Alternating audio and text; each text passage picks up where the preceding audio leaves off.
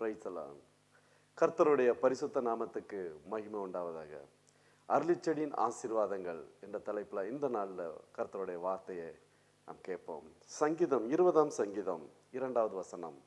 அவர் பரிசுத்த ஸ்தலத்திலிருந்து உமக்கு ஒத்தாசை அனுப்பி சியோனிலிருந்து உம்மை ஆதரிப்பாராக. இந்த நாளில் கர்த்தர் உங்களுக்கு ஒத்தாசை அனுப்பி உங்களை ஆசீர்வதிப்பார். ஒத்தாசை அனுப்பி உங்களை பாதுகாப்பார். உங்கள் தொழிலில் ஒத்தாசை அனுப்புவார். நீங்கள் வேலை செய்கிற இடங்களில் ஒத்தாசை அனுப்புவார். நீங்கள் உங்கள் பிரயாணங்களில் ஒத்தாசை அனுப்புவார். எந்த சிறையிருப்பில் இருந்தீங்களோ அந்த சிறையிருப்புக்குள்ளே ஒத்தாசை அனுப்பி தேவன் உங்களை ஆசீர்வதிப்பார்.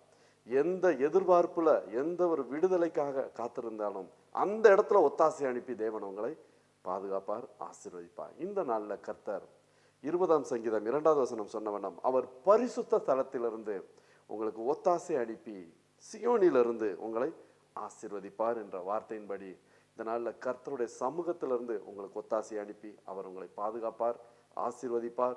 எந்த சூழ்நிலையிலையும் அவர் உங்களோடு இருந்து வழி நடத்துவார். கண்களை மூடி ஜெபிக்கலாமா? எங்கள் அன்பின் பரலோக பிதாவே, இந்த நல்ல ஆசீர்வதிக்கப்பட்ட அருளிச்செடியின் ஆசீர்வாதங்கள் இந்த தலைப்பில் இந்த நாளைக்கு உண்டான வார்த்தையை கர்த்தாவே கேட்ட ஒவ்வொருவருக்கும் ஆசீர்வாதத்தை கொடுங்க. இவர்களுக்கு ஒத்தாசை அனுப்புங்க தகப்பனே. இவங்களுக்கு எந்தெந்த இடத்துல விடுதலை வேணுமோ அந்த விடுதலைக்கு உண்டான ஒத்தாசை இறங்கட்டும். எந்த தேவையின் மத்தியில் இருக்காங்களோ அந்த தேவையை சந்திக்கக்கூடிய ஒத்தாசை இறங்கி வரட்டும். தகப்பனே, உங்களுடைய சமூகத்திலிருந்து ஒத்தாசை அனுப்பி இவர்களை பாதுகாத்துக் கொள்ளுங்க, ஆசீர்வதிங்க, ரட்சிக்க வேண்டுமா ஜெபிக்கிறோம். இந்த நாளை நல்ல ஆசீர்வாதத்தின் நாளாகவும் ஒத்தாசை அனுப்பி பாதுகாக்கிற நாளாகவும் ஒவ்வொருவருக்கும் ஆசீர்வதிக்க வேண்டுமா ஜெபிக்கிறோம். இயேசு ரட்சகர் இன்ப நாமத்தில் ஜெபிக்கிறோம், ஜீவனுள்ள நல்ல பிதாவே, ஆமென்.